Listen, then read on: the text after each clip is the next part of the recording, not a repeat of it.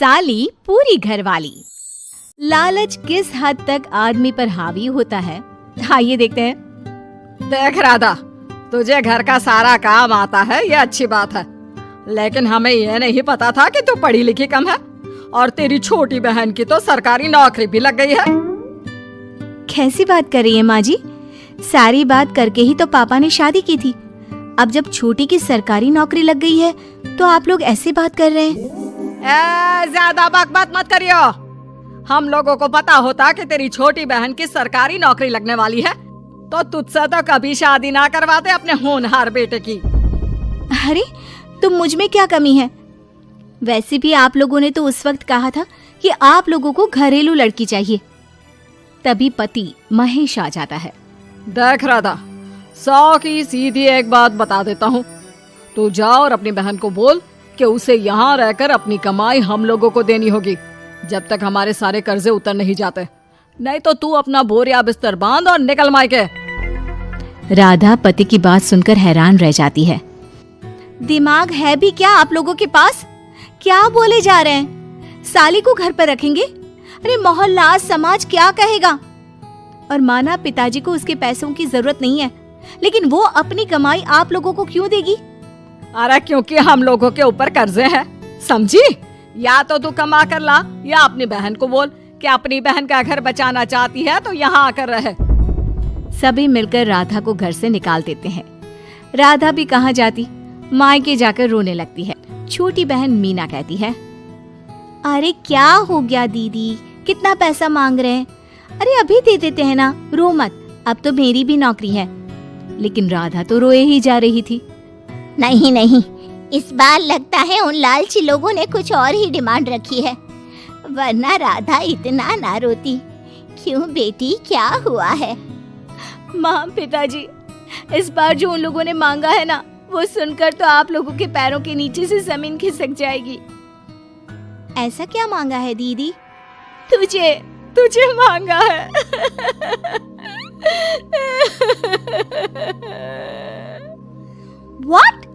What nonsense? दीदी क्या बोल रही हो, समझ रही हो?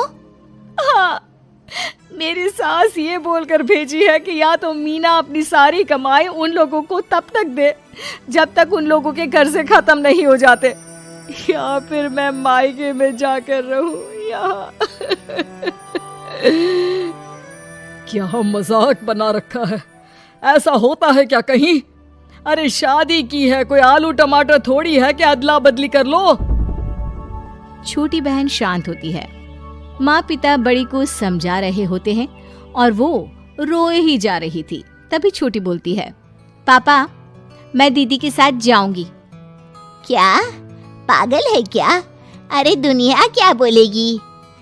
माँ वो लोग सिर्फ मेरे पैसे चाहते हैं ना। अरे वो लोग यहाँ से भी ले सकते थे छोटी, फिर वहाँ क्यों बुला रहे हैं तुझे? माँ वो कह रहे थे कि हमें पता होता कि छोटी की सरकारी नौकरी लग जाएगी तो उसी से करवा देते उनके होनहार बेटे की शादी। हाँ, और मैं जैसे उस लपड़गंजू से शादी कर लेती। लपड़गंजू? अगर वो लपड़गंजू है तो मेरी शादी क्यों करवा दी? मैं नहीं जाने वाली वापस। अरे क्योंकि तू बेवकूफ है, तुझे जवाब देना नहीं आता। चल मेरे साथ।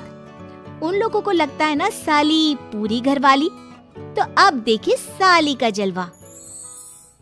और शादीशुदा बेटी को पिता भी कितना घर बिठाते। उसके ससुराल जाते हैं दोनों बेटियों के साथ। आइए आइए, ले आए अपने कमाओ बेटी, ये अच्छा किया। समझदार आदमी की पहचान यही तो होती है। मुझसे बात करिए ना, मैं रहने आ रही हूँ इस घर में, तो मेरी कुछ शर्तें रहेंगी। अरे वाह जी वाह, बहन के ससुराल में भी शर्तें? अरे और क्या, आप लोगों को मेरे पैसे चाहिए, दीदी घर का काम करेगी, इतना सब मिल रहा है। वैसे आप तो जानती हैं, बाजार में बिना शर्तों के तो एक पॉलिसी भी नहीं मिलती है। बात तो ये सही बोल रही है, सरकारी नौकरी वाली लड़कियां ऐसा नहीं मिलती। हाँ हाँ ठीक है, अच्छा बोलो छोटी बहू, क्या शर्तें है तुम्हारी? मैं कोई काम नहीं करूंगी। कैसी बात कर रही हो छोटी बहू, तुम नौकरी करोगी? अरे लाखों कमाओगी कि घर का काम करोगी? घर के कामों के लिए है ना ये बड़ी। दूसरी शर्त, मुझसे कोई बदतमीजी से या ऊंची आवाज में बात नहीं करेगा। अरे कैसी बात कर रही हो तुम तो ख्वाबों की रानी हो। शट अप जीजा जी, साली से मजाक करना अलग बात है, लेकिन याद रहे साली बहन होती है बीवी की, और बीवी की बहन यानी आपकी बहन। माँ ये क्या बोल रही है? बहन। अरे ना बेटा, मैं हूँ ना, बात करती हूँ ना, रो मत बच्चा, रो मत। खैर, पिता दोनों बेटियों को छोड़कर चले जाते हैं। अगली सुबह, अरे सरला, जल्दी से मेरा और तुम्हारी बहन का खाना पैक कर दो, हम लोग ऑफिस के लिए निकल रहे हैं। लेकिन सरला तो सोफे पर बैठकर टीवी देख रही होती है। देखो जी, मेरी बहन पैसे कमा रही है तो मैं क्यों काम करूं? याद है ना मम्मी जी क्या बोलती थी कि मेरा बेटा पैसा कमा रहा है, तब सारा काम मैं करती थी। अब मेरी बहन कमा रही है तो मैं भी काम नहीं करूंगी। हाँ। अरे साली साहिबा, चलिए ना, मैं आपको दफ्तर छोड़ देता हूँ। क्या रेपुटेशन बनेगी हमारी। हाँ हाँ जीजा जी चलिए, आज आपकी ये इच्छा भी पूरी कर देते हैं। छोटी के ऑफिस में, अरे ये कौन है? तेरे जीजा जी है ना? ये कैसे तुझे छोड़ने आ गए? अरे वो अब ना मेरे पास ही रहती है। सभी एक दूसरे की तरफ देखने लग जाते हैं। हाँ वो क्या है ना, दीदी तो पता है घरेलू महिला है, जीजा जी के कर्जे ज्यादा हैं और पढ़े लिखे इतने हैं नहीं कि कुछ अच्छी कमाई कर पाए, तो मेरी कमाई रखते हैं। बस जैसे ही इन लोगों का कर्जा खत्म हो जाएगा मैं अपने घर चली जाऊंगी। पास खड़े जीजा जी का मुंह बन जाता है। घर आकर, छोटी तुम ये क्या बकवास कर रही थी? ये सबको बताने की क्या जरूरत थी? अरे जीजा जी, आप खुलेआम सबको ये कहे कि साली आजकल मेरे साथ रहती है तो लोग क्या सोचेंगे आप जानते हैं ना। अरे उससे कुछ मत बोलना बेटा, चल मेरे साथ, तुझे ना बाजार का डोसा खिलाती हूँ। चल चल चल। हाँ दीदी तैयार हो जाओ, डोसा खिला रही हैं आंटी जी। तीनों जा रही होती है कि पास मोहल्ले की कुछ औरतें वहाँ पर जमा रहती है। अरे लाजो बहन, बहू की बहन यहीं रह रही है क्या? हाँ हाँ, इसे भी रख लिया है। अब आप तो जानती ही हैं कि हम लोगों का दिल कितना बड़ा है। जी, इन लोगों का दिल उतना ही बड़ा है जितना इन लोगों का कर्जा। अब बेचारी बुढ़िया का बेटा लायक तो है नहीं और बहू की बहन की सरकारी नौकरी, तो ले आए घर अपने। इनका कर्जा अब मेरी कमाई से ही तो खत्म होगा ना।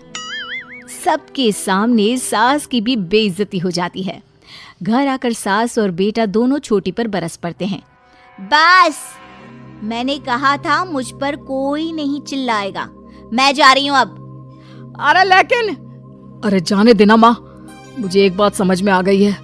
अगर हमें खुद पर विश्वास हो तो अपनी समस्याओं को हम खुद सुलझा सकते हैं, फिर हमें किसी की जरूरत नहीं है। उम्मीद है कि आपको हमारी ये कहानी पसंद आई होगी। कृपया हमारे चैनल को सब्सक्राइब करें और सभी अपडेट्स के लिए बेल आइकन जरूर क्लिक करें। और हाँ, वीडियो लाइक और शेयर करना मत भूलिएगा। Bye bye.